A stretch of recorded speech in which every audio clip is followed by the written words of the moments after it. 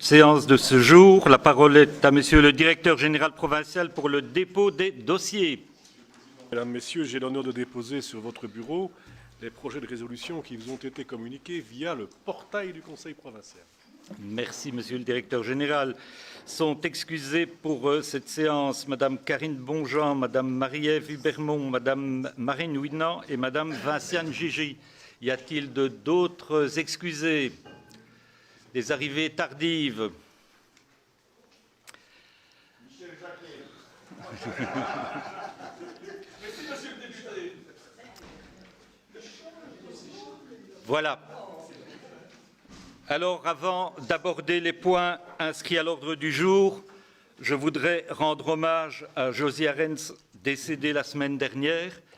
Pour ceux qui ne le savaient pas, Josie Arens a siégé dans cette enceinte d'octobre 2000 à septembre 2001, et ce, entre deux mandats de parlementaire. Nous connaissons tous son investissement politique pour défendre les valeurs qui lui tenaient à cœur. Nous garderons en mémoire son dévouement sans faille pour sa commune, sa province, son travail acharné, sa connaissance approfondie des dossiers et son inlassable défense de la ruralité. Merci Josie, nous ne sommes pas près de t'oublier et je vous propose d'observer une minute de silence en sa mémoire.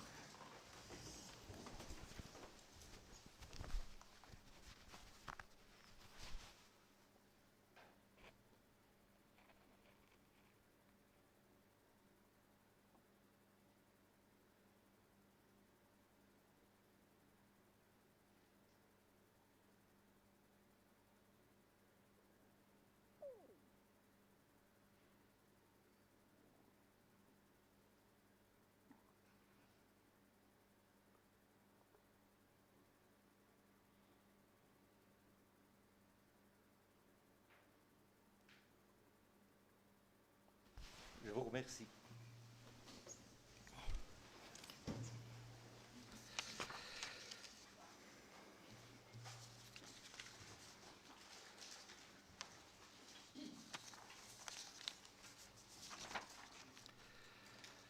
Alors, je commencerai par procéder à l'appel nominal par vote électronique.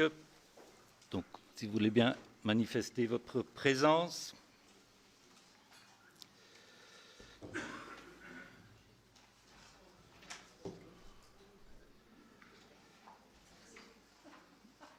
Je vous remercie. Avant d'aborder notre ordre du jour, je vous propose d'approuver le procès-verbal de la séance du jeudi 14 novembre 2024. Y a-t-il des remarques? En l'absence de remarques, je considère que ce PV est approuvé. Et nous en arrivons à l'ordre du jour proprement dit de notre Conseil. Il n'y a pas de point sur les représentations et nous arrivons au point direction financière. 3 points qui vont nous être présentés par Coralie. Le premier concerne l'autorisation d'une ouverture de crédit auprès de Belfius Bank destinée au paiement régulier des dépenses provinciales en 2025. Coralie, tu as la parole. Merci Jean-Marie et bonjour à tout le monde. Effectivement, à l'occasion de ce conseil, nous avons 3 points qui concernent le budget et les finances de la province pour l'année 2025, bien que nous entrerons dans le processus budgétaire au début de l'année pour une approbation du budget de l'année 2025 dans le cours du premier trimestre. À travers le projet de résolution qui est proposé à l'approbation du Conseil aujourd'hui, en tout cas pour le premier à l'ordre du jour, il s'agit de pouvoir permettre au directeur financier de faire appel à une ouverture de crédit sur base des recettes ordinaires que nous centralisons sur un de nos comptes courants ou sur nos comptes courants plus globalement pour pouvoir faire face s'il si cela se présentait, à des dépenses dans le cours de l'année. Néanmoins, je tiens d'entrée de jeu à préciser que cette mesure est en fait une extrême précaution qui est proposée ici par la direction financière afin d'éviter tout retard de paiement ou d'intérêt de retard qui découlerait de ce retard de paiement éventuel dans le cours de l'année. Mais que dans les faits, les fonds qui sont versés, les recettes de la province qui sont versées sur nos comptes courants, donc à savoir le fonds des provinces, les centimes additionnels au précompte immobilier, ainsi que bonne partie des subventions de fonctionnement, nous permettent de constater au fur et à mesure des années et en tout état de cause depuis 2016-2017 que la trésorerie est perpétuellement positive et donc ne nécessite pas de faire appel à cette ligne de trésorerie qui est proposée ici par précaution. Pour donner une proportion, si il fallait faire appel à ce genre de mécanisme sur base des dépenses 2024 d'un peu plus de 130 millions d'euros, nous aurions la possibilité d'ouvrir cette ligne de crédit pour 42,4 millions. Mais comme je le dis, ça n'a pas été actionné depuis 2016. C'est un mécanisme de précaution. Et dernière précision, sans doute plus à destination des nouveaux et nouvelles conseillères et conseillers provinciaux, le directeur financier et moi-même présentons l'état de la trésorerie de manière complète à l'occasion de la présentation du budget et des comptes, donc 2 fois par an, ce qui permettra aux conseillers de connaître l'état de cette trésorerie prochainement. Merci. Merci Coralie. Y a-t-il des demandes de parole sur cette proposition ?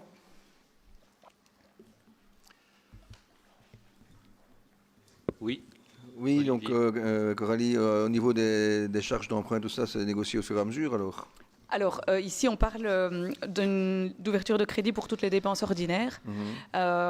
Les charges d'emprunt et le taux d'intérêt, je veux dire, au sens large. Oui, donc ça, c'est négocié au fur et à mesure, en fait, sur l'autre marché, qui est la ligne pour les dépenses extraordinaires, où là, c'est sur base aussi de la trésorerie qu'on peut préfinancer une grosse partie des dépenses de la province, et quand les taux sont opportuns, reconstituer les réserves et permettre de faire les choix au meilleur moment possible dans le cadre de la gestion active de la dette que je présente aussi régulièrement au moment du budget et des comptes.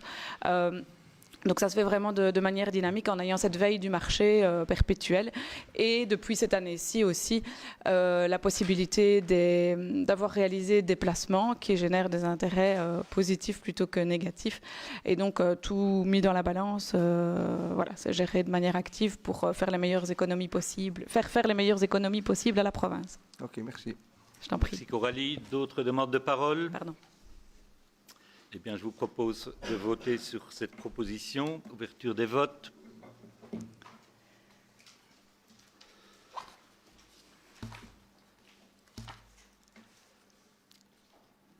Fermeture des votes. Unanimité, je vous remercie. Point suivant concerne le vote de 12e provisoire pour les mois de janvier et février. Merci. Je l'ai dit en introduction des 3 points qui concernent le budget. Nous ne fonctionnerons pas dès le 1er janvier 2025 avec un budget de manière classique. Le collège propose au Conseil aujourd'hui de pouvoir voter les 12e provisoires pour le mois de janvier de manière complète ainsi que pour le mois de février de manière partielle étant donné le calendrier du budget sur lequel nous nous sommes accordés. De manière partielle, pourquoi ? Parce qu'à partir du moment où le budget aura été, lui, voté, je peux vous demander juste de mettre tous vos téléphones en silencieux parce que merci beaucoup. À partir du moment où le budget aura été voté jusqu'au moment où il reviendra approuvé de la tutelle, là les services pourront fonctionner aussi sur base de 12e des crédits votés en février 2025 et non plus sur base des 12e du budget 2024 comme ça va être le cas jusqu'à l'approbation du budget 2025. Bien sûr, ces dépenses ne concernent pas les dépenses de personnel, d'assurance et de taxes qui sont appelées des dépenses non fractionnables. Dans le cas d'une exception à faire ou d'une dérogation, toute dépense évidemment strictement indispensable à la bonne marche du service doit être considérée, mais il peut y avoir des exceptions qui doivent être motivées.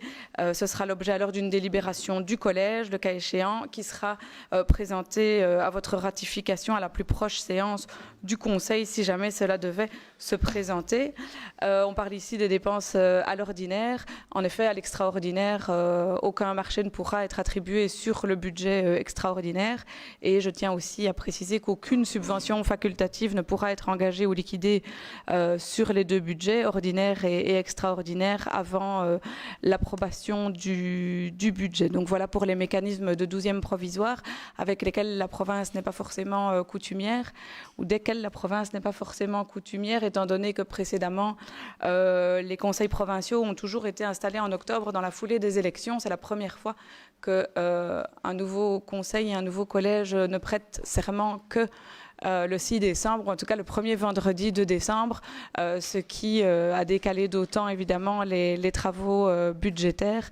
C'est important pour nous aussi de pouvoir avoir dans les prochains jours connaissance des grandes lignes du décret programme de la région wallonne qui impactera d'une manière ou d'une autre les provinces, afin de pouvoir faire ce travail dès début janvier et vous présenter un budget complet pour début février. Voilà, merci. Merci Coralie. Discussion sur cette proposition. En l'absence de discussion, je vous propose de voter sur la proposition faite par Coralie et le collège. Fermeture des votes, unanimité, je vous remercie. Point suivant, toujours Coralie, concernant les centimes additionnels au précompte immobilier. Au Conseil de novembre, je vous disais que nous devions approuver les taxes avant le 15 novembre, donc de l'année qui précède leur année d'exercice. Les centimes additionnels, eux, doivent être approuvés pour le 31 décembre, même si la tradition, de nouveau, était de pouvoir avoir la discussion sur les centimes additionnels et de les approuver au moment de la présentation du budget. Donc c'est pour ça qu'ils viennent de manière détachée à l'exercice budgétaire qu'on fera début février. Pour l'année 2025, nous vous proposons un taux inchangé, donc à savoir de 1900 centimes additionnels, ce qui, dans la dernière prévision reçue au niveau de la région wallonne et l'estimation que transmet régulièrement le SPOE, à savoir le 31 octobre dernier, pour 2025, cette prévision s'élève à 69 830 000 euros. Cela nous servira évidemment de base à la constitution du budget 2025. Merci Coralie. Discussion sur ce point. En l'absence... Oui, Dominique. Oui, je me permets de prendre la parole puisque je constate que notre chef de groupe est absent, Michel n'étant pas là. Donc, nous voterons, le groupe MR votera pour cette proposition, alors que vous savez que c'était quand même un point important pour nous. On a bataillé rude et ferme ces 12 dernières années pour que justement il y ait une diminution du précompte. Mais il y a plusieurs éléments qui rentrent en compte ici. On a notamment une commission au mois de juin de cette année-ci où on a acté qu'on ne toucherait pas à tout ce qui est taxes et autres pour l'année 2025. Le fait aussi qu'on est en 12e provisoire et que surtout qu'on n'a toujours pas de budget pour l'année prochaine, fait que là, on est toujours dans l'expectative. On ne sait pas très bien comment le budget va être préparé, puisque vous savez qu'au niveau de la déclaration de politique régionale, il y a des exigences que l'on connaît au niveau des principes, au niveau de la région wallonne, mais dont on ne connaît pas encore les modalités pratiques. Donc à ce niveau-là, on se doute bien que le budget sera peut-être un peu plus compliqué que prévu et qu'on doit se donner au minimum une année budgétaire, soit l'année 2025, pour voir un peu ce qu'il en est au niveau des finances provinciales et peut-être envisager, si évidemment cela est possible, une diminution du précompte, mais ce ne serait pas sage pour l'année 2025 d'envisager cette diminution. Donc le groupe MR, évidemment, dans un esprit aussi de solidarité par rapport à la majorité, votera pour ce maintien du précompte. Merci Dominique pour ces précisions. Élie. Oui, Monsieur le Président, voilà, le groupe engagé, évidemment, votera ces centièmes additionnels, même si on avait impulsé, sur base de la volonté de la députée aux Finances, une petite diminution l'année dernière, qui avait été, je pense, appréciée, en tout cas, sur nos bancs. Je me réjouis, évidemment, que le groupe MR nous rejoigne dans ce vote. Donc ça fait 18 ans que nous bataillons pour expliquer au groupe MR qu'il y a évidemment des choses importantes à mettre en route au niveau de la province et que pour cela, il nous faut évidemment des recettes. Et donc merci pour cet esprit de solidarité que l'on enregistre. Et effectivement, quelques incertitudes planent encore et je pense qu'il faut se donner les moyens pour faire notre budget en février de l'année prochaine. Donc le vote sera positif chez nous. Merci Elie. Nathalie. Pour le groupe du PS, nous voterons aussi voilà, comme à l'accoutumée. Et je dirais aussi que ce ne serait pas prudent, en tout cas aujourd'hui, de le remettre en cause au regard de tout ce qui nous attend et des défis qui nous attendent demain. Donc la plus grande prudence est de mise ici. Merci Nathalie. Y a-t-il d'autres demandes de parole? Oui, Dominique? C'est parce que c'était encore allumé. Ça va, merci. Eh bien, je vous propose de voter sur cette proposition.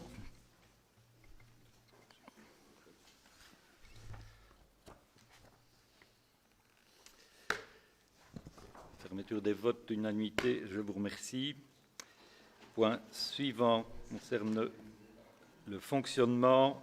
On vous propose d'approuver le projet de centrale d'achat accord cadre de services postaux pour les besoins de la province et des autres pouvoirs adjudicateurs intéressés de la province de Luxembourg. Coralie.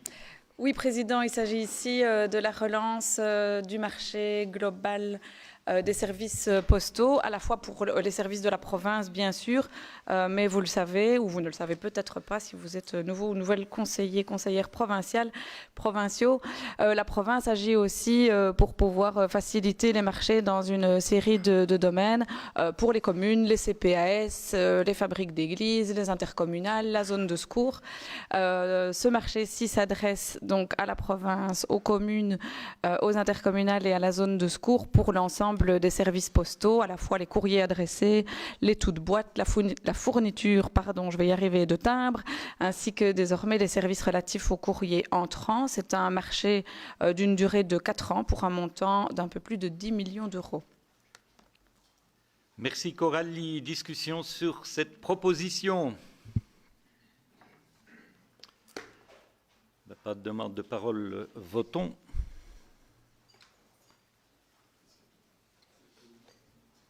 Votez. Vote s'il vous plaît.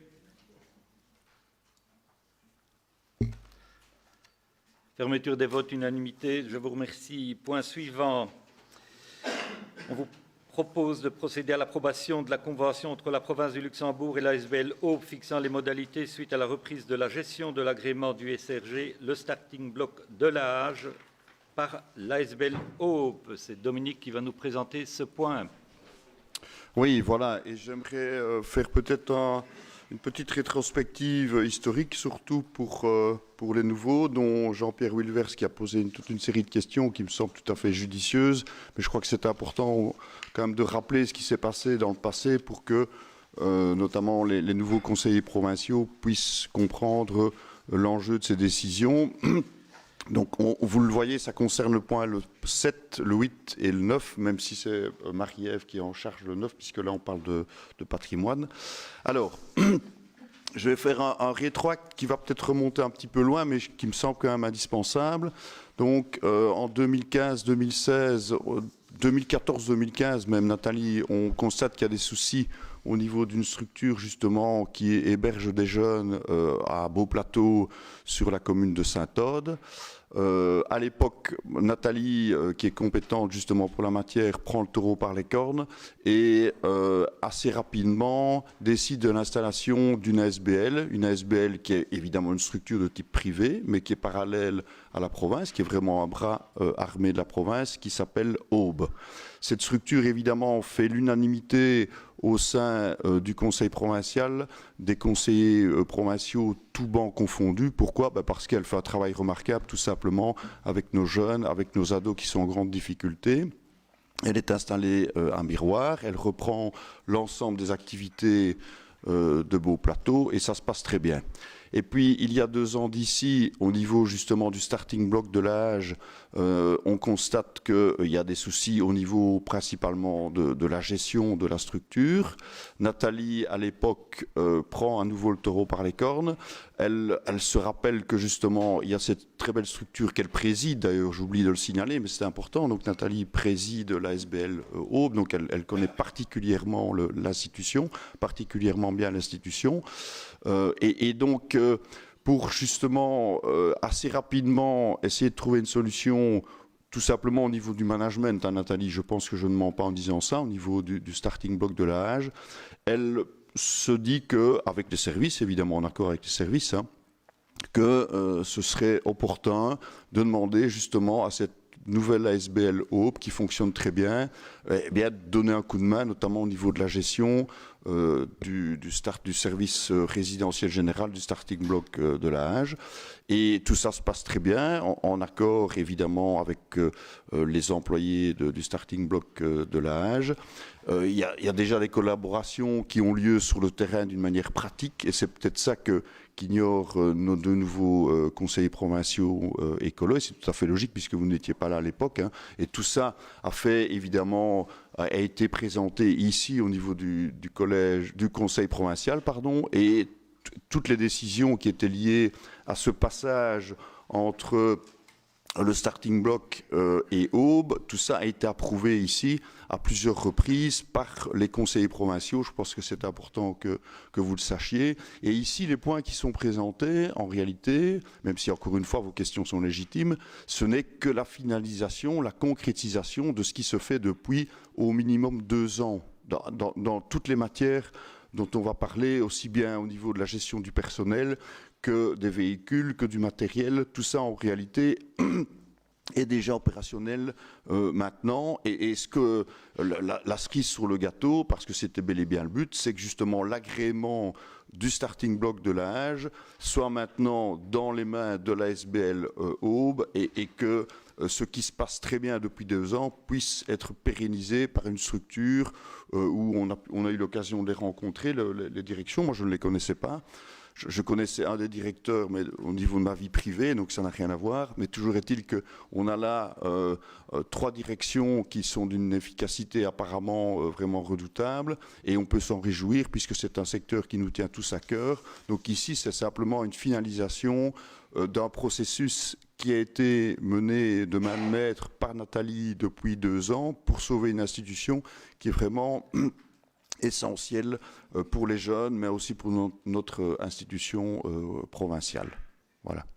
Alors, j'avais quand même, mais je ne sais pas si je peux répondre à Jean-Pierre maintenant, ou bien on attend Oui, on rappelle ces questions. Comment on fait, Jean-Pierre? D'abord, merci, monsieur le député, pour le rappel historique, parce qu'effectivement, même si on considère évidemment que l'institution remplit des services qui sont indispensables et que visiblement l'ASBL semble faire l'unanimité auprès de la province, le but n'est bien sûr pas de questionner le point en lui-même, mais plutôt effectivement de faire des petites suggestions qui sont des bonnes pratiques au niveau de ce qui fait dans les conventions. Notamment, par exemple, d'aligner les durées des différentes conventions, puisqu'on a remarqué qu'un des 2 bails avait une durée qui était plus longue que la convention établie en faveur de la SBL Aube. Et donc, l'idée, c'était plutôt d'effectivement proposer d'aligner. Alors, je suis bien conscient que c'est peut-être pas nécessairement le bon endroit pour le faire, puisque c'est peut-être quelque chose qu'on aurait dû faire en commission, mais comme on n'était pas encore présent à ce moment-là, on n'a pas pu mettre en avant. Donc, le but, encore une fois, n'est pas de bloquer, puisque ici, je pense qu'il y a unanimité sur l'utilité et la bonne gestion par la SBL Aube, mais de proposer quelques suggestions, si c'est encore possible en tout cas. Le deuxième point, c'était aussi de proposer plutôt qu'un transfert de propriété des différents mobiliers, notamment des véhicules, par facilité, notamment au niveau fiscal pour l'ASBL, c'est la mise à disposition à titre gratuit. Alors c'est une idée que je mettais en avant pour éviter, par exemple, pour les 2 véhicules, pour éviter à l'ASBL de repayer des taxes de mise en circulation qui peuvent être coûteuses pour une ASBL. Alors je ne connais pas les montants, bien sûr, mais voilà, je suppose qu'ils ne roulent pas nécessairement sur l'or.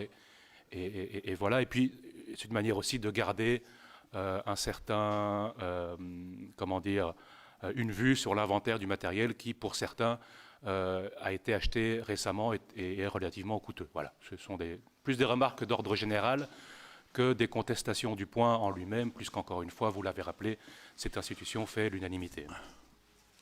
C'est ce qu'on peut appeler de la gestion en bon père de famille, donc je souscris évidemment. Ici, moi je suis un peu comme vous, mais au sein du collège, c'est un dossier que je découvre évidemment. Donc, et en plus, il y a eu des petits soucis, je dirais, au niveau mail. Toujours est-il que les services ont quand même très très bien travaillé, puisqu'ils ont apporté des réponses circonstanciées à chacune. On va se tutoyer, hein, je crois que c'est plus simple. À chacune de tes questions, Jean-Pierre. Donc, je me permets de lire la question et de lire aussi la réponse. Comme ça, tout le monde comprendra, parce que je pense que tout le monde n'a pas nécessairement les questions. Nous aurions ensuite des questions sur les points suivants. Pour le point 7, donc c'est bel et bien le point qui est présenté maintenant. Nous avons quelques remarques juridiques sur les conventions. Tout d'abord, dans la convention de reprise, à l'article 7, la SBL peut mettre fin à la convention à tout moment avec un préavis de 6 mois. Nous recommanderions de prévoir la rétrocession du mobilier et des véhicules dans ce cas, ainsi qu'une description du sort des 2 baux. Réponse des services. Le mobilier et les véhicules concernés sont exclusivement utilisés par la SBL Aube. En cas de résiliation de la convention générale par l'une ou l'autre partie, la SBL restera propriétaire du mobilier et des véhicules dans le cadre de son activité, la province n'en ayant tout simplement plus l'utilité. Question suivante. Ensuite, dans le bail, la durée est fixée à l'article 4.1 pour une durée plus longue que la convention. Nous recommanderions d'aligner les durées. C'est ce que tu viens d'évoquer. Réponse. Un bail amphithéotique a été conclu entre la province et la commune de Tintigny, puisque la commune de Tintigny intervient également, puisque c'est elle qui est propriétaire des bâtiments du starting block et que les choses vont rester en l'état. Donc le starting block reste où il est. Donc, je recommence. Un bail amphithéotique a été conclu entre la province et la commune de Tintigny pour les bâtiments de la Hage. La durée de bail entre la province et la SBL Aube a donc été alignée sur celle du bail amphithéotique, évitant ainsi aux parties de devoir renouveler impérativement le bail avant la fin de ce dernier. Donc, moi, je peux comprendre ta logique, mais ici, il y a une autre logique qui, je dirais, qui vaut la tienne, et les services ont voulu respecter cette logique-là. Donc, troisième question. Nous recommanderions aussi d'ajouter à l'article 4.2 que le bail sera réputé renouvelé en cas de résiliation de la convention, au minimum dans le cas où c'est la province qui résilie. Ces mêmes commentaires s'appliquent à la convention de pré-usage en son article 5. Réponse. Les 3 conventions ont été rédigées de manière distincte, faisant référence à des clauses spécifiques, notamment en matière de durée et de résiliation. La résiliation de la convention générale par l'une ou l'autre des parties n'entraîne pas nécessairement la résiliation des 2 autres contrats. Chaque partie restera libre de résilier ou non chaque contrat selon les modalités définies dans chaque document. Question suivante. Car, pour le principe, nous sommes bien entendu d'accord avec ce point, puisque le travail de la SBL semble donner satisfaction à tout le monde, avec un point d'interrogation entre parenthèses. Réponse. Depuis l'implication des responsables de la SBL Aube au sein du service résidentiel général de la Hage, ça c'est important ça, hein, les retours, et ça je crois que vous l'avez dans vos documents, dans les annexes, les retours de l'inspection pédagogique de la Fédération Wallonie-Bruxelles et du réseau sont excellents. Les autorités de l'aide à la jeunesse se montrent donc favorables à la reprise de notre structure par la SBL Aube. Le point suivant, quant au point 8, ne serait-il pas opportun de plutôt mettre à disposition le mobilier plutôt que de le céder ? Réponse. Le mobilier est exclusivement utilisé par l'ASBL Aube pour son activité. Il lui a donc été cédé, la province n'en ayant plus aucune utilité.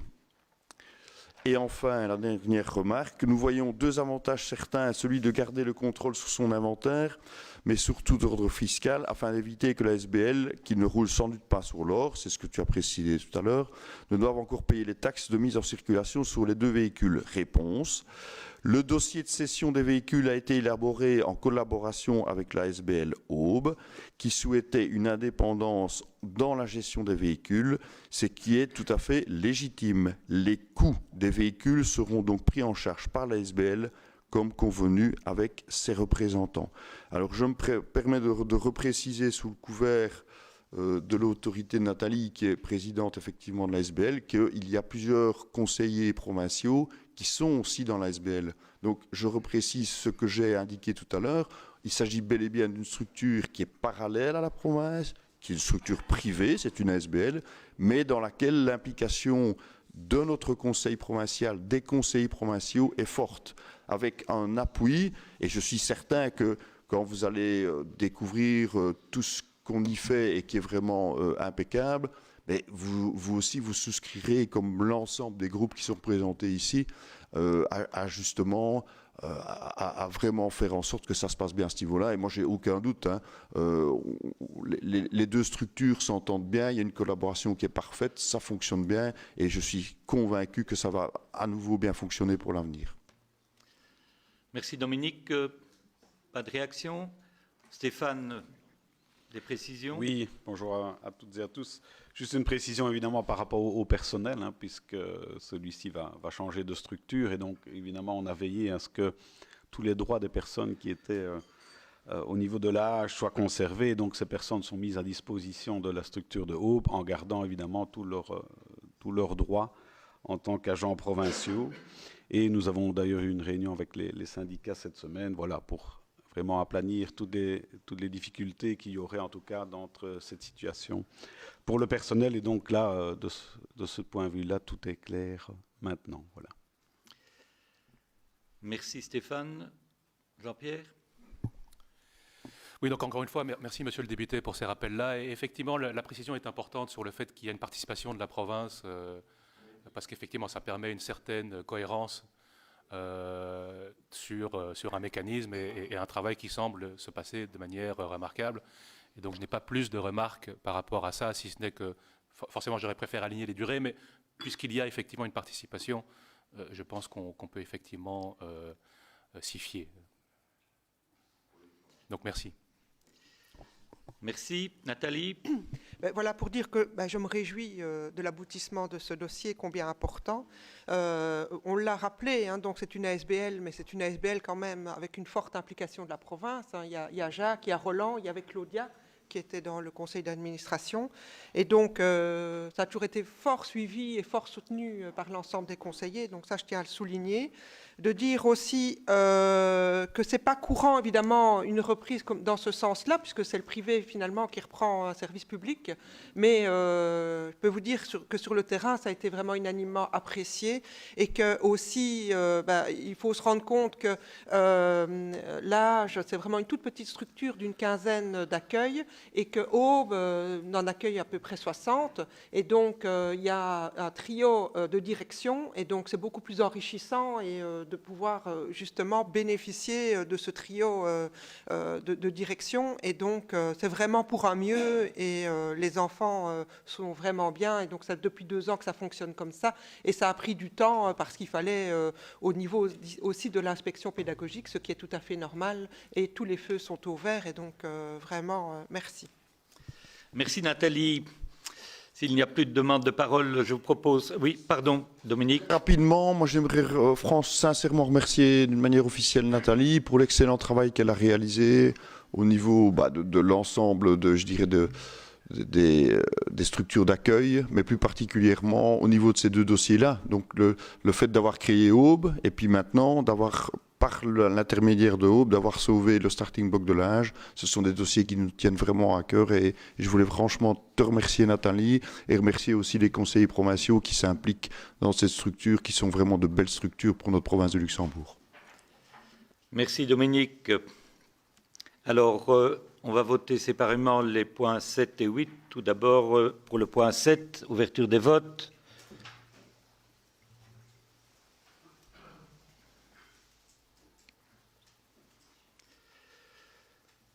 Fermeture des votes, unanimité. Je vous remercie. Pour le point 8, ouverture des votes.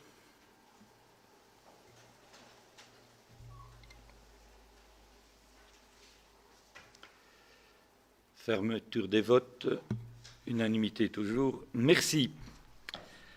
Alors, nous passons au point 9.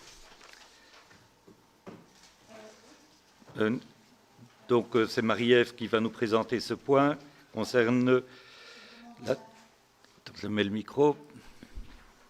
C'est vraiment dans la continuité du point qui a été présenté par Dominique, où voilà, donc on a fait valider une convention concernant justement la reprise de l'agrément de l'âge par Aube. Et donc c'est vrai que voilà, dans ce cadre-là, il y a toute une série de modalités pratiques qui ont été prévues dans la convention pour donner, comme on l'a dit, davantage d'autonomie et un cadre clair par rapport à cette mission. Donc c'est des dispositions concernant, on l'a vu, les locaux, la subvention des marchés publics, la valorisation du travail au niveau du service maintenance et travaux, en matière de personnel, et là Stéphane l'a expliqué, et également en matière de patrimoine et de mobilier. Et donc dans ce cadre-là, donc il avait été proposé un transfert des actifs à titre gratuit à l'ASBL Aube, en ce qui concerne non seulement l'âge, mais également Aube, comme on l'a dit. Et donc ici, c'est juste donc la concrétisation de cet aspect-là, à savoir qu'il est proposé de procéder à la désaffectation du mobilier du patrimoine provincial, comme vous l'avez pu le voir au niveau de l'annexe, et alors de l'aligner à titre gratuit au centre d'hébergement de Miroir, donc en faveur de l'ASBL Aube. Donc voilà, concrètement, c'est juste la concrétisation de ce qui a été expliqué ci-avant. Merci Marie-Ève. Demande de parole, oui, Jean-Pierre. Merci, Monsieur le Président. Oui, encore une fois, ici, juste pour préciser notre vote, encore une fois, ce n'est pas le but de... Enfin, on est à nouveau pour le principe du transfert. Juste une petite remarque ici, avant de s'abstenir, puisqu'on aurait préféré avoir, comme pour le point 8, un inventaire sur fiche Excel, afin de pouvoir extraire les différents postes par montant, et par importance et par date d'achat. Tandis qu'ici, on a reçu un PDF assez volumineux de 200 pages. Avec normalement, quelques postes. le fichier Excel vous a été envoyé. Ah, moi, je ne l'ai pas reçu. En tout cas, j'ai eu un PDF de 200 pages avec 5-6 postes par page. C'était difficilement analysable. Oui, normalement, ça vous a été envoyé. Alors, je ne l'ai pas reçu. Ah oui, parce qu'effectivement, ou sur le portail, mais en tout cas, effectivement, c'est une demande qu'on a reçue, donc on a extrait au niveau du fichier Excel, et normalement, ça a dû être envoyé. Alors ça a peut-être atterri dans mes spams. On veillera à ce qu'il soit réenvoyé, alors. Oui, alors on vous le renvoie. Oui, d'accord. Si on vous l'envoie maintenant, vous changerez votre vote. Mais normalement, ça a dû être envoyé. Je n'ai pas à vous influencer, mais le fichier a été envoyé, comme vous l'aviez demandé, et à ma connaissance, il est sur le portail. Donc, une abstention, moi, ça me peinerait. Voilà. Je pense qu'il y a toujours eu unanimité au niveau du Conseil provincial sur cette matière-là. Et bon, tout le monde le sait. Moi, j'ai parfois été assez rude dans certains dossiers. Mais ce dossier-ci, c'est vraiment un dossier emblématique de l'excellence du travail de la province et qui nous tient tous à cœur. Donc, voilà. Moi, je peux vous promettre que ce que vous avez demandé a été exécuté et très rapidement par les services. D'ailleurs, moi-même, j'en avais pas connaissance puisque j'ai eu des soucis informatiques, mais c'est sur le portail et donc on a répondu exactement à votre demande. Donc, à l'avenir aussi, je vous conseille quand même, avant chaque conseil, d'aller revoir les points sur le portail. Il y a parfois des mises à jour qui sont faites, donc c'est un élément quand même relativement important que je voulais absolument rappeler. Oui, Jean-Pierre. Oui, visiblement, il est effectivement sur le portail. Comme j'avais reçu des réponses par email et que je n'avais pas reçu en pièce jointe, je n'avais pas considéré. En tout cas, je n'avais pas vu. Pas de souci, c'est la première fois, donc. Pardonnez. Voilà, s'il n'y a plus de demande de parole, je propose de passer au vote.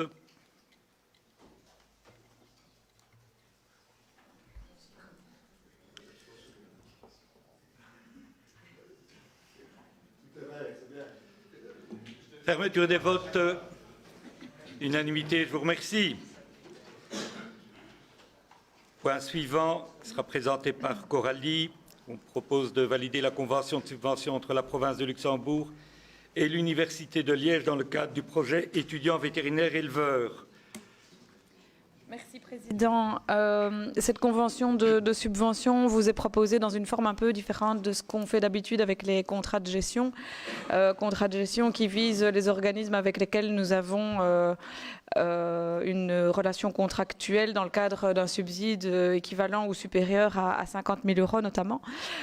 Ici, il s'agit de soutenir l'Université de Liège dans le cadre de l'achat d'une clinique mobile, clinique vétérinaire mobile, ainsi que dans le cadre des frais de fonctionnement sur une durée de 5 ans. Donc même si dans les faits on n'est pas vraiment à la somme, j'ai quand même souhaité pouvoir proposer au Conseil provincial à la fois d'être informé sur les suites de ce projet et également de pouvoir être à la manœuvre de la convention, vu que la province fera aussi en sorte qu'un comité d'accompagnement de ce projet puisse en suivre les réalisations. Ça c'est pour l'aspect formel du document et de la convention qui vous est proposée aujourd'hui. Sur le fond, il s'agit en fait de la concrétisation de notre plan d'action de lutte contre la pénurie de vétérinaires en milieu rural, pour lequel vous savez que nous avons travaillé d'arrache-pied, et je remercie encore tous les conseillers provinciaux, vétérinaires ou non, qui se sont impliqués dans cette dynamique depuis le début de l'année 2024. Nous avions identifié avec l'université ainsi qu'avec le secteur différentes difficultés et les moyens de pouvoir y répondre. Parmi celles-ci, le manque d'attrait pour la partie rurale au sein des études vétérinaires. Donc il faut savoir que les étudiants terminent omnipraticiens quand ils sortent de la faculté de médecine vétérinaire à Liège, et c'est important de pouvoir le plus tôt possible leur donner les clés pour pouvoir savoir ce qui se passe en ferme et y accompagner les vétérinaires pour se rendre compte de la réalité du métier.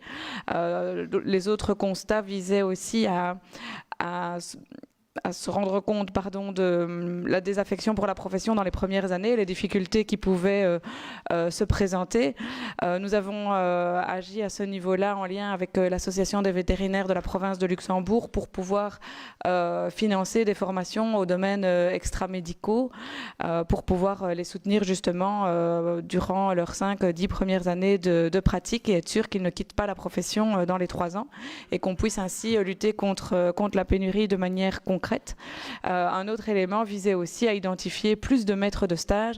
Qui dit plus de maîtres de stage en province de Luxembourg dit plus de stages et de stagiaires qui viennent de la faculté et qui donc après peuvent prendre leurs fonctions dans notre province, voire être originaires de notre province et être soutenus dans le cadre de leur stage pour les réaliser ici. Un vrai partenariat s'est installé au quotidien avec la faculté de médecine vétérinaire, dont je remercie la doyenne notamment, mais toutes ces équipes.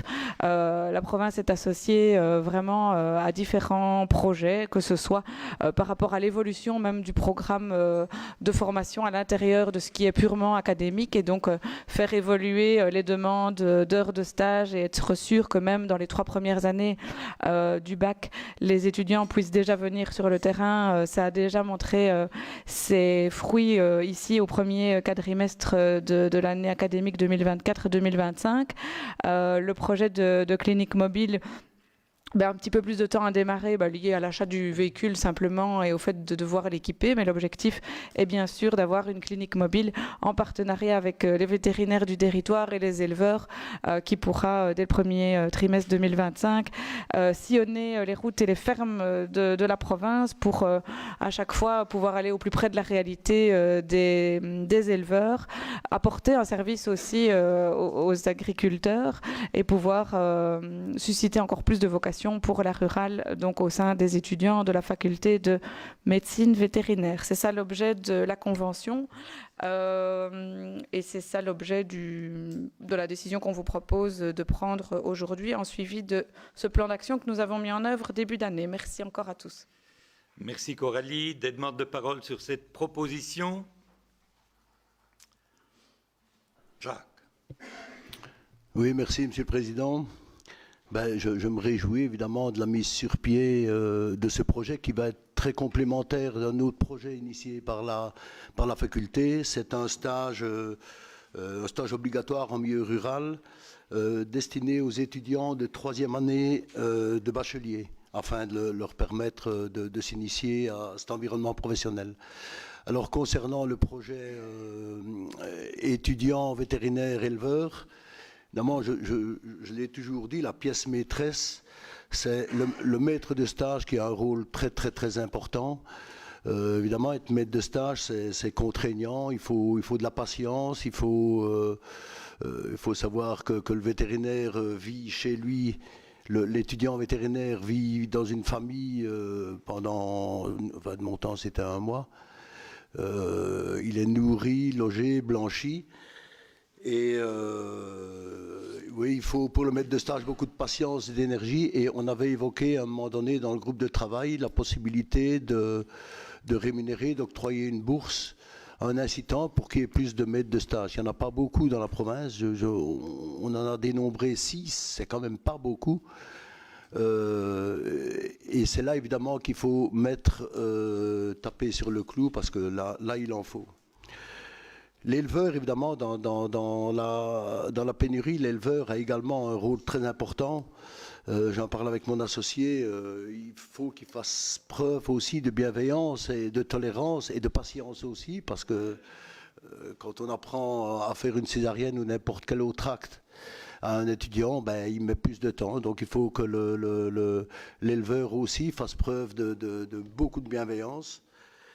Et je me demandais une autre, donc première interrogation, c'est concernant la bourse, mais on l'a déjà évoqué en groupe de travail. Et c'est au niveau des étudiants qui sortent du secondaire. On m'a dit qu'il y en avait de moins en moins de la province qui embrassaient les études de vétérinaire. Et au niveau des salons, il y a notamment, qu'est-ce qu'il y avait comme salon? Il y a le job Objectif métier. Objectif métier. Et il y a le job day de l'Université de Liège le 13 février. Oui. Il y a aussi, j'ai relevé l'OIP, Opération Interprofession. Oui, c'est ça.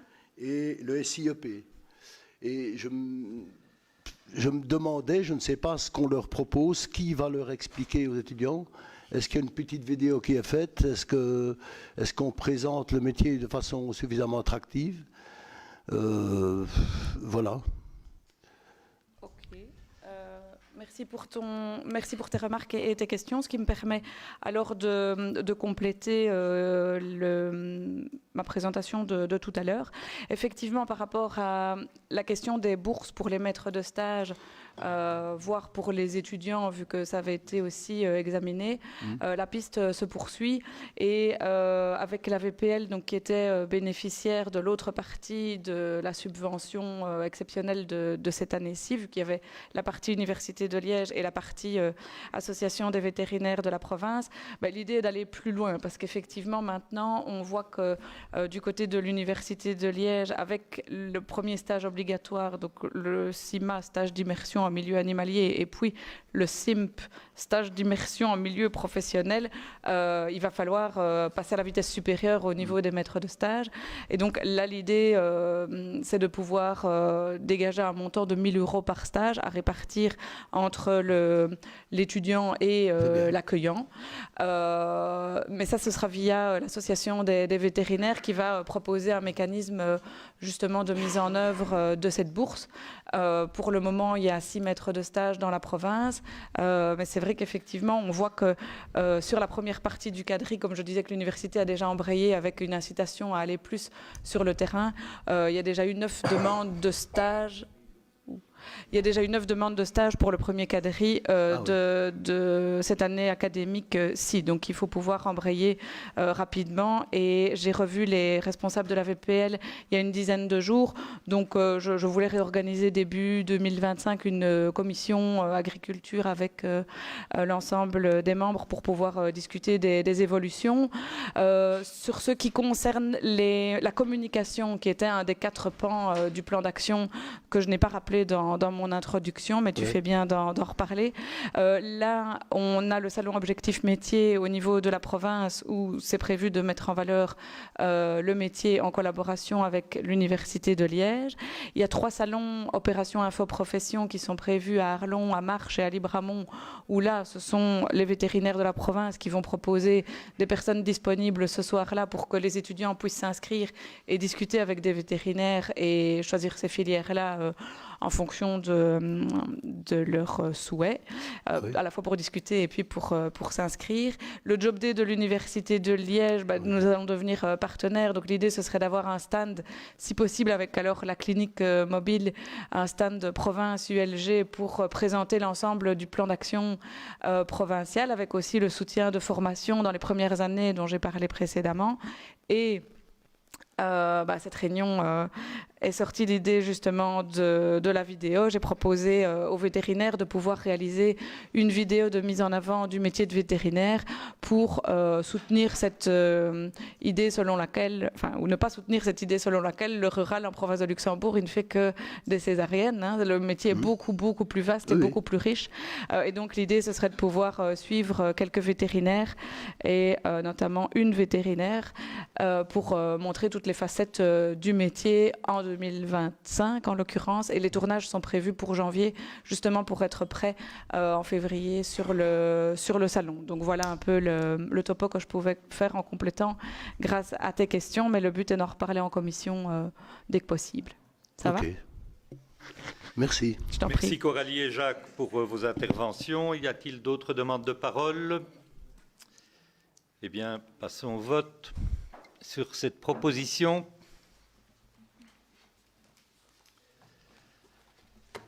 Fermeture des votes, unanimité, je vous remercie.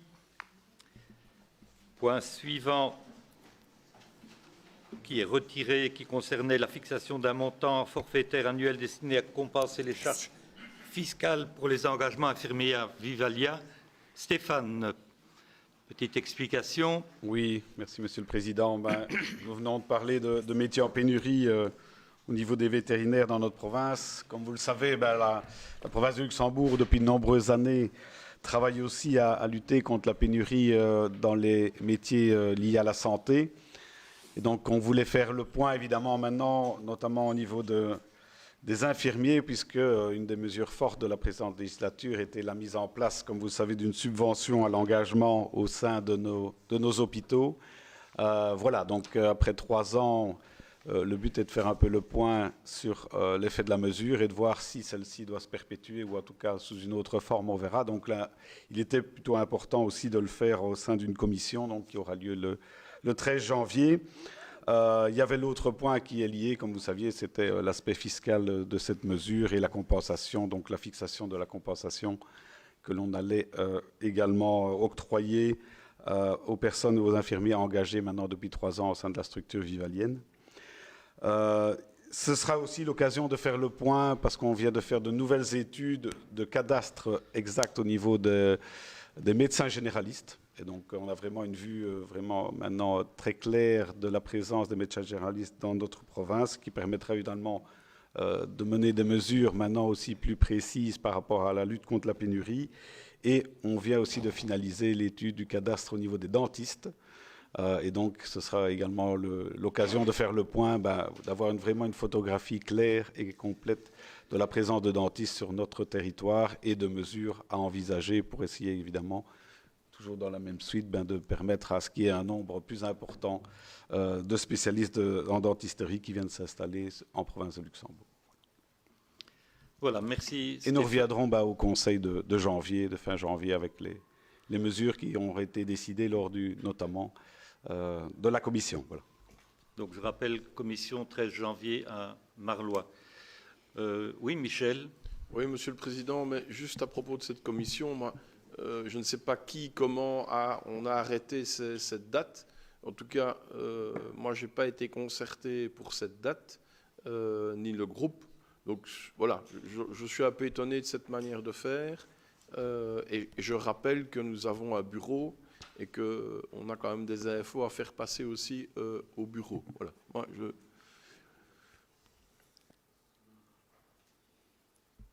la date a été fixée avec le président et au niveau du collège. Voilà. Maintenant, on sait toujours que les dates ne sont pas simples et tout le monde n'est pas toujours disponible, mais voilà, dans le timing.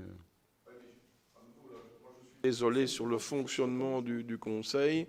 Je pense que le collège peut proposer des dates, mais Monsieur le Président, je crois qu'on doit quand même rester dans le cadre de notre fonctionnement. Je l'ai déjà rappelé combien je tenais à ce que le bureau fonctionne de manière assez libre et en tout cas assez indépendant de l'exécutif. Donc je le rappelle à nouveau. Voilà. Je pense qu'il y avait... Pourquoi est-ce qu'on a fixé le 13, pas le 14, pas le 15, peu importe. Par rapport au conseil provincial de fin janvier, voilà, on pouvait certainement concerter les groupes. Voilà. Merci, Monsieur le Président. On essaiera d'y veiller à l'avenir, Michel. D'autres remarques? Alors, donc je propose de passer aux subventions. Donc vous avez pour les nouveaux le rapport mensuel du collège sur les liquidations par délégation, ça se trouve dans votre farde. Le rapport au conseil sur les subventions octroyées en urgence par le collège provincial ainsi que les aides en nature octroyées par le collège provincial. Et les premières subventions proposées sont des subventions culture et sport pour l'ASBL Musée des Celtes, l'ASBL TV Lux et l'ASBL Picon-Rue Musée de la Grande Ardenne Bastogne. Alors, pour le 9903, vous avez vu qu'il est en urgence, c'est un point qui a été ajouté. Et je vais commencer par vous demander le vote sur l'urgence du point. Donc, êtes-vous d'accord de prendre en considération ce point en urgence? Oui. Président. Qui présente le... Qui donne le... Dominique?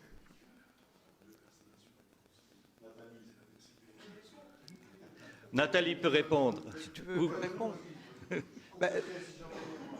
C'est un subside nominatif qui est accordé aux différents musées. Et donc, à mon avis, c'est un petit retardataire qui remet sa demande de subvention un peu tard dans l'année. Et que si on veut répondre à sa demande, il faut qu'on le fasse aujourd'hui, quoi. Il y avait aussi une question d'agenda au niveau des conseils. Voilà. Perso, je n'ai évidemment pas souci de répondre favorablement à cette demande de subside. Essayons quand même de rappeler un peu à tous ces récipiendaires qui reçoivent des subsides de dire de venir dans les délais. Hein. Ça me paraît quand même un peu le minimum dans le cadre du fonctionnement. Hein. Ce serait bon de le rappeler, effectivement. Alors, on peut voter sur l'urgence de ce point?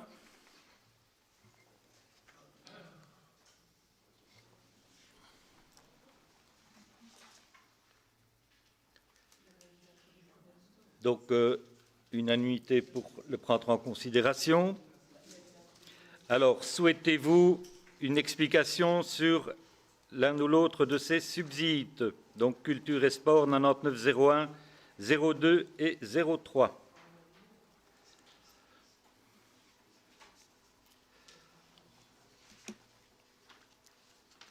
Donc, pour les nouveaux, donc, je propose toujours une analyse de l'ensemble des subventions et je propose éventuellement un vote séparé pour l'une ou l'autre d'entre elles, sinon ce sera un vote global. Donc Jean-Pierre. Oui, une question sur le 9902 TV Lux. Alors bien sûr, encore une fois, pas de remise en question sur le point en lui-même. Mais juste le relais d'une inquiétude, en tout cas un bruit de couloir sur les intentions de Sofilux quant au deuxième versement de leur subside. On aurait voulu connaître la position de la province sur ce sujet.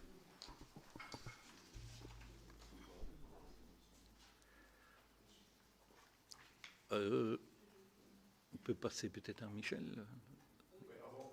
Oui. C'est complémentaire à la question de notre collègue. Effectivement, il y a des bruits de couloir assez récurrents qui font état du fait que TV Lux va revenir vers nous, puisque Sophie Lux semble faire la sourde oreille pour une augmentation de l'intervention, tenant compte d'une situation difficile au niveau financier de TV Lux.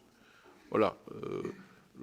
Le bruit de couloir, je n'ai pas pu l'étayer malheureusement parce que je n'ai pas pu prendre contact avec le directeur de TV Lux, mais il semble quand même que le bruit qui m'est revenu est un bruit assez clair et assez effectif. Voilà. Bien, nous profitons de la présence du président de Sophie Lux pour répondre peut-être à nos interrogations. Michel? Oui, donc je vais déjà répondre à Michel en disant, tu as fait la remarque avant qu'il fallait répéter aux ASBL qui devaient faire la demande dans les temps. On n'a pas reçu de demande de TV Lux pour l'euro supplémentaire dans les temps, donc on n'a pas pu faire passer cette demande à l'AG de novembre. Ça, c'est le premier point. Deuxième point, on a rencontré TV Lux pour mettre les choses à plat et on a convenu pour début 2025 de faire une avance sur le subside qui fait partie de nos statuts, soit 1,50 € par habitant. On le payera en janvier et février. Donc on doit d'abord le passer bien évidemment à notre CA. Et TV Lux a fait une demande pour régulariser l'euro qui manquait en 2024 pour le passer à l'AG de juin 2025. Donc voilà ce qu'on a statué pour l'instant et on verra pour la suite s'il y aura une demande supplémentaire pour décembre 2025. Merci Michel. Simon, tu as demandé la parole. Oui, simplement pour avoir une explication un peu plus poussée sur le 99-11. Non, on est uniquement en 99-01 à 99-03 pour l'instant. Je reposerai ma question dans 3 minutes. Pas de souci. Pas d'autres demandes de parole sur ces points, donc on passe au point suivant, économie, il n'y a rien. Nous avons un projet tourisme concernant une subvention au profit de l'ASBL Parc Naturel de Gaume. Oui. C'est le 11, effectivement. On t'écoute, Simon. Oui. Je recommence. C'est pour avoir une explication simplement, hein, pour comprendre ce que c'est, puisque le montant est quand même important. Et voilà, simplement savoir. Hein, c'est pas... Oui, donc voilà, quelques années, on avait décidé au niveau de la province de soutenir vraiment, d'un point de vue touristique, des structures qui sont vraiment porteuses, on va dire, sur des thématiques très précises. Donc tu te souviens qu'on avait déjà subsidié le Bastenoir Muséum, notamment pour tout ce qui était la guerre, le tramway à Érezé. On avait également subsidié Utopia pour la petite enfance. Et donc il y avait toute une série de thématiques qui avaient été répertoriées. Et donc restait la thématique de la sidérurgie. Et donc en l'occurrence ici, voilà, on a reçu la demande de 2 communes, à savoir Musson et Aubange, qui souhaitent mettre vraiment en valeur ce magnifique site sidérurgique, avec vraiment toute une thématique liée à la réalité virtuelle, où notamment tu liras, on axe vraiment sur l'innovation, avec des casques de réalité virtuelle qui permettent de visiter des mines qui ne sont plus accessibles. On élabore aussi des boucles thématiques. Et donc voilà, ici, la logique qui avait été mise en place, c'est que c'était également 1 € commune pour 1 € province, que l'idée c'était vraiment d'avoir un projet très porteur, donc à savoir un investissement de minimum 500 000 €. Et comme tu peux lire dans le dossier, non seulement c'est un projet global de plus de 500 000 €, puisqu'on parle ici de 1 200 000 €, parce que le projet de manière globale a été également repris dans le cadre d'une programmation européenne Interreg. Et donc voilà, ici c'est vraiment la volonté de la province de pouvoir mettre en valeur et mettre le focus sur une thématique qui est vraiment porteuse de sens, avec des retombées économiques assez importantes. Merci Marie-Ève. Voilà. Et donc voilà, c'est si tu vas revoir dans les années précédentes, voilà, il y a plusieurs subsides, 200 000 € qui avaient été octroyés sur des thématiques très spécifiques et très porteuses. Merci. Michel. Oui, Monsieur le Président. Donc, effectivement, nous avions décidé tous ensemble, c'était à l'initiative d'ailleurs de Bernard Moinet, qu'on puisse ainsi aider des structures, je dirais, à haut potentiel touristique. Par contre, je n'ai personnellement pas lu l'ensemble du dossier, mais j'entends que nous allons subsidier des casques audio, etc. Je suis un peu étonné parce que je pensais très sincèrement que dans le cas de ce type de dossier, on essayait évidemment d'aider la structure, mais dans le cadre d'une pérennité assez longue. Or, des casques audio, à mon avis, après 5 ans, tout ce matériel sera amorti. Et donc, si je reprends les exemples que tu as très justement cités, Marie-Ève, à Utopia, c'était, à mon avis, des aménagements de plaines de jeux, etc. Au niveau du tramway touristique de l'Aisne, que je connais bien, c'était aussi l'aménagement d'une plaine de jeux. Et donc là, il y a quand même des durées d'amortissement beaucoup plus longues. Donc voilà, moi, sur le fond, je n'ai pas vraiment de soucis, mais je trouve que c'est dommage que nous investissions, nous, dans des éléments qui sont évidemment rapidement amortis. Ce serait bien de pouvoir plutôt le faire dans le cadre d'immobiliser, si je puis dire, un peu plus effectif et un peu plus visible dans la durée, puisque c'était quand même ça le rôle de la province. Tout à fait. Mais quand tu lis le dossier, effectivement, il y a tout le côté réalité virtuelle, effectivement, avec tout l'aspect, on va dire, plus technologique. Mais au-delà de ça, la grosse partie, c'est également des boucles thématiques et des liaisons entre les différents sites. Donc là, c'est vraiment l'infrastructure également qu'on va subsidier. Donc effectivement, j'ai cité, parce que c'est le premier mot qui m'est venu, et le plus parlant peut-être qui m'est venu en tête, c'est ce système de réalité virtuelle, mais c'est une petite partie en tout cas du projet de manière globale. Insistons clairement pour qu'on finance prioritairement ça. Comme ça, si d'autres dossiers demain devaient encore venir, je ne sais pas si on n'est pas au bout, mais... on est au bout. Je crois qu'on est au bout, mais enfin, on ne sait jamais qu'un ressurgirait. Ne créons pas de précédents, essayons de garder notre idée de départ. Oui, ça on peut faire passer le message, effectivement, pas de souci. Merci. Merci François. Oui, simplement pour répondre un petit peu à Michel, par rapport à ça, que ce soit les casques de réalité virtuelle ici, c'est une toute petite fraction du projet, comme on le retrouve justement à Utopia aussi, où il y a parfois justement ce type de matériel également.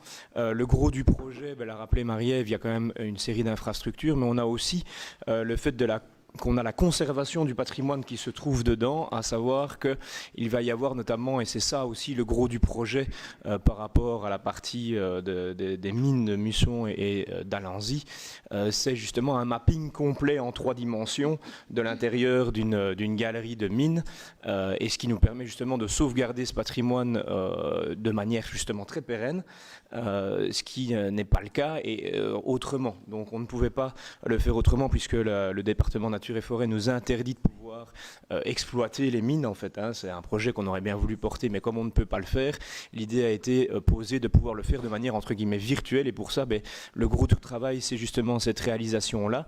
Et l'autre réalisation, on parlait de réalité augmentée, donc ça ce sera disponible avec votre smartphone, donc là-dessus a priori il n'y a pas d'investissement justement sur des choses qui seraient moins pérennes, mais justement un investissement sur le fait qu'on va de nouveau avoir une espèce de mapping en 3 dimensions disponible pour les visiteurs et pour revoir et revisualiser de manière en effet audiovisuelle ce qui s'est passé dans le temps à cet endroit-là. Donc justement on s'inscrit plutôt dans une démarche très pérenne ici par rapport à la pérennisation de ce patrimoine qu'est le patrimoine sidérurgique. Donc ça c'est une grosse partie du projet, plus tout ce qu'a rappelé évidemment la députée. Merci.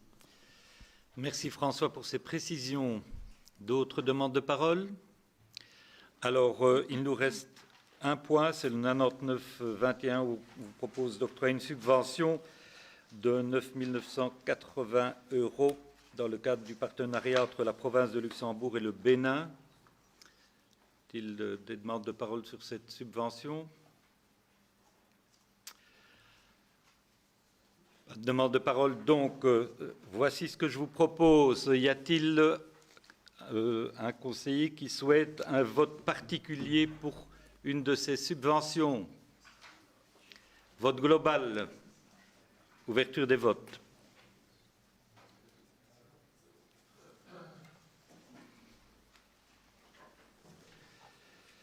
Fermeture des votes. Unanimité, je vous remercie. Donc c'est ainsi que se termine la séance publique de notre Conseil. Merci à Lydie d'être présente et de relater nos travaux. Merci au public et aux internautes qui suivent nos travaux via la page Facebook de la province. Il me reste à remercier également le personnel qui suit nos travaux. Bonne fête de fin d'année à toutes et à tous. Et nous allons passer au huis clos.